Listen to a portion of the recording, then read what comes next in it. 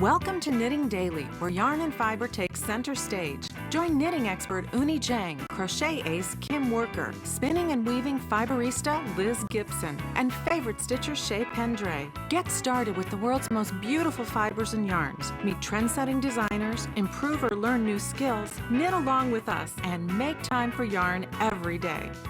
Welcome to Knitting Daily. On today's show, we're talking about felt. We'll get started with what yarns are needed to achieve felting, and I'm here with Deborah Knight from yarnmarket.com. Hi, Deborah. Hi. Let's talk about these yarns for felting. Okay, the first thing to know is that you want to use a protein fiber for felting because the synthetics really won't felt very well, and the protein fibers, the scales, help it all fuse together. And when we're talking about felting, we're talking about producing a fabric that looks like this, where you lose the stitches in the fuzziness that develops from the shrinking of the fiber. Yes. Okay. And I first learned about felting about 35 years ago when I put my favorite wool dress into the wash, and the warm soapy water and the agitation resulted in a dress about this big, but it was really cozy.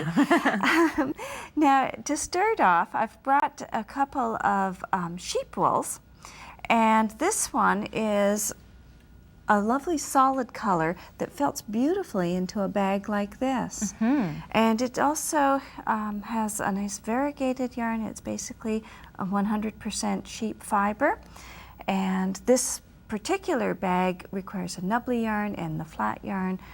And then it's all felted, and so it shrinks up into this dense fabric. Yes. Excellent. So what other kinds of yarns can we use for felting? Okay. I've brought alpaca here, and alpaca is a wonderful soft yarn. It's a little bit more difficult to felt.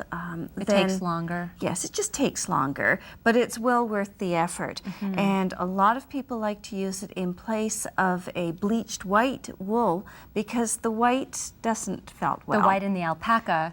Oh, the white in the bleached wool doesn't felt well, but the white alpaca will felt better. And that's because that's the natural color of the alpaca. I see. And then what's this one? From Italy, we have this lovely merino wool, and it has a variegated tweed stripe.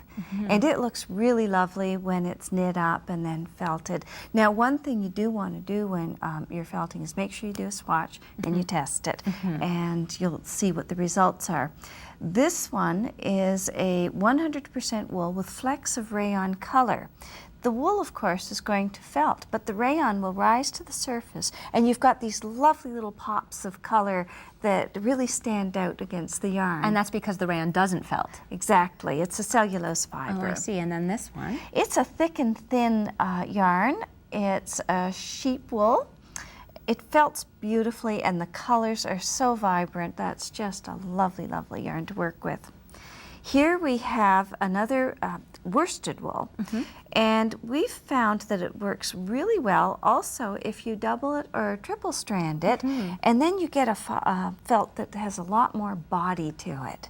And is that what you did for this bag here? Yes, this one is double-stranded, and this was created by designer Barbara Rotman, and the pattern for it is available on the website. Oh, excellent. Well, thank you so much, Deborah.